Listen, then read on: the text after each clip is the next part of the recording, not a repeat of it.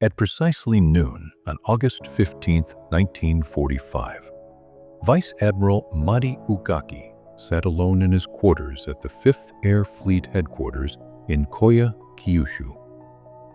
He listened carefully to the radio broadcast in which Emperor Hirohito announced Japan's surrender. The war had ended. Japan had been defeated. Ugaki opened his diary, the Sensoru, to record what would become his final entry. This diary, begun in October 1941, documented nearly every day of the Pacific War, from his early role as Chief of Staff of the Combined Fleet under Admiral Isoroku Yamamoto, and later as Commander of Battleship Divisions and Air Fleets. It spanned 731 pages, filled with operational records, strategic analyses, and personal reflections. Yet this last entry would be unique. It was to capture his final thoughts as an active officer of the Imperial Japanese Navy. Ugaki wrote that he had not yet received an official ceasefire order. He claimed sole responsibility for the failure of Japanese aviators to halt the American advance. He vowed to undertake one final mission himself to demonstrate the true spirit of Bushido. What Ugaki did not include in that final entry, yet had been accumulating throughout 4 years of war, was the slow and deliberate realization that began with the Battle of Midway. Japan could not win, not because Japanese sailors lacked courage, nor because their tactics were flawed, but because the industrial power of the United States made victory mathematically impossible. The numbers told a story that bravery alone could not overturn. Ugaki first fully understood Japan's predicament on June 8, 1942, 3 days after the catastrophic Battle of Midway. That engagement had destroyed 4 Japanese fleet carriers, Akagi, Kaga, Soryu, and Hiryu, each of which had participated in the attack on Pearl Harbor 6 months prior. Along with them, 248 carrier aircraft and more than 3,000 men, including Japan's most experienced pilots, were lost.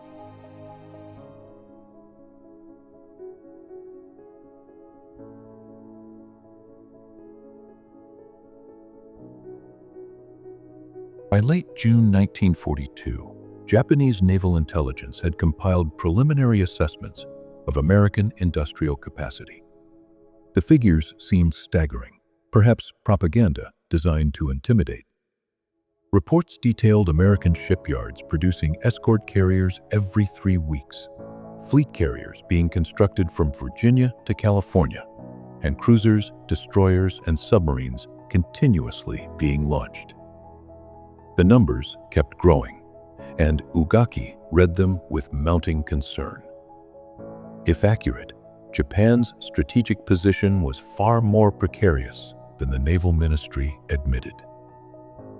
The second carrier Ugaki watched destroyed was the Taiho in June 1944 during the Battle of the Philippine Sea. By then, he had recovered from injuries suffered when American fighters shot down his aircraft over Bougainville in April 1943, an attack that killed Admiral Yamamoto. Ugaki had been in a separate bomber, witnessing Yamamoto's plane spiral into the jungle. He survived his own aircraft crashing into the sea, one of only 3 survivors. After months of recovery, Ugaki assumed command of the 1st Battleship Division. In February 1944, he flew his flag aboard the battleship Yamato, the largest battleship ever built. 72,000 tons fully loaded, armed with 18.1-inch guns, a symbol of Imperial Navy pride. Yet by 1944, he understood that battleships no longer dictated naval supremacy. Aircraft carriers did. Japan was losing carriers faster than they could be replaced. The Taiho, Japan's newest fleet carrier, 34,000 tons, with armored flight deck and advanced damage control, had been completed in March 1944 after 3 years of construction, representing the pinnacle of Japanese carrier design. But it lasted just 3 months. On June 19, 1944, during what Americans called the Great Marianas Turkey Shoot, Taiho was struck by a single torpedo from the American submarine Albacore. At first, damage seemed manageable, but aviation fuel vapor spread through the ventilation system, resulting in a massive explosion around 14:30 hours, sinking the ship and most of her crew. That same day, the carrier Shokaku was sunk by the submarine Kavala. 2 more carriers, Hio and the light carrier Chitose, were lost later in the battle. Japan entered the Battle of the Philippine Sea with 9 carriers and left with 6. The Americans entered with 15 carriers and retained all 15. That night, Ugaki recorded the losses of hundreds of aircraft and irreplaceable veteran pilots. He noted that the American fleet seemed to grow larger with each encounter. He did not need to write the obvious. Japanese forces were being overwhelmed. The most troubling aspect was not the battles themselves, but watching the American fleet expand between engagements. In July 1942, 1 month after Midway, the USS Essex, first of a new fleet carrier class, was commissioned. 27,000 tons, 90 aircraft, laid down April 1941, completed in 20 months. By December 1942, 6 Essex-class carriers were under construction. By end of 1943, 5 completed. By end of 1944, 17 were operational. Japan built 6 carriers in 3 years after Midway. The U.S. produced 17 Essex-class carriers alone. This did not include escort carriers, small and inexpensive, converted from merchant hulls and produced at a near automobile pace. Casablanca-class escort carriers were completed on average every 3 months, 50 between November 1942 and July 1944. Ugaki studied monthly intelligence on American carrier movements, observing relentless growth, more carriers, escorts, destroyers, and cruisers. The American fleet did not merely replace losses, it expanded exponentially, while Japan's fleet dwindled with every battle. By early 1944, Japanese intelligence estimated that American shipyards had launched more tonnage in 2 years than Japan had in 20. These numbers seemed incredible, yet captured documents verified them. Liberty ships were completed in an average of 42 days.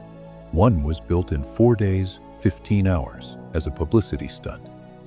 Destroyers that took 2 years in Japanese yards were launched in 10 months in U.S. yards, working around the clock. Americans built ships faster than anyone could sink them. Japan lost Midway due to 4 carriers sinking. If Americans lost 4, it barely mattered. They had dozens more, and more were launched monthly. On October 24, 1944, Ugaki commanded the 1st Battleship Division during the Battle of Leyte Gulf, intended as Japan's decisive victory. The plan was complex, multiple forces converging on Leyte Gulf, where Americans supported the Philippine invasion. Admiral Kurita's center force, including Yamato and Musashi, would navigate San Bernardino Strait to attack landing forces. Ugaki was aboard Yamato with Kurita's fleet. The battle quickly turned disastrous. Musashi was attacked by waves of American dive and torpedo bombers, hit by 19 torpedoes and 17 bombs, and sank that afternoon. Watching from Yamato, Ugaki realized that if Musashi, the largest battleship in the world, could be destroyed by carrier aircraft, then Yamato and any ship could also be sunk. American carriers off Leyte Gulf launched continuous strikes with seemingly unlimited aircraft, expertly trained and aggressive. Japanese air cover was minimal. Most carrier aircraft had been destroyed months prior at the Philippine Sea. Japan lost 4 carriers, 3 battleships, 10 cruisers and 11 destroyers, the largest naval battle in history. The Americans lost 1 light carrier, 2 escort carriers, 2 destroyers, and 1 destroyer escort. After Leyte Gulf, the Imperial Navy was effectively defeated. No carriers remained. Few experienced pilots survived. Fuel was scarce, and remaining ships were trapped at home ports. Yet the Americans pressed on, with more carriers, battleships, and aircraft, able to bombard Japanese cities without resistance. In February 1945, Ugaki became commander of the 5th Air Fleet in Kyushu, leading primarily land-based aircraft, many assigned to kamikaze missions, the only weapon Japan had left. Ugaki organized Operation Kikusui, sending waves of kamikaze attacks against American ships near Okinawa. The assaults caused damage but failed to stop the American advance. By April and May 1945, hundreds of kamikaze planes struck, but no capital ships were sunk. Aircraft, pilots, and spare parts dwindled. Japan was running out of everything except the will to fight. On April 7, 1945, Yamato embarked on its final mission to Okinawa, underfueled, and was destroyed by coordinated American attacks, with over 3,000 men lost. Ugaki's diary entries grew increasingly pessimistic, documenting bombings, industrial destruction, civilian starvation, and the atomic bombings of Hiroshima and Nagasaki. On August 15, 1945, after the Emperor's surrender broadcast, Ugaki chose not to surrender. He embarked on a final kamikaze mission in a Yokosuka D-4Y-4 dive bomber, accompanied by Warrant Officer Endo. 10 other aircraft joined him. At 19:24 hours, Ugaki sent his final report. No American records indicate success. Ugaki's aircraft likely perished in combat or crashed. His body was never recovered. His diary ended abruptly with his decision to die. Post-war analysis revealed American industrial production was staggering. 9,000 war vessels from 1941 to 1945. Japan, 670. 151 carriers versus 25. Liberty ships, bombers, and fighters produced at unmatched rates. By 1944, U.S. output exceeded Germany, Japan, and Italy combined. Japan's losses were permanent, its industry obliterated. Ugaki's diary recorded the relentless decline of Japan's naval power and the futility of continued resistance.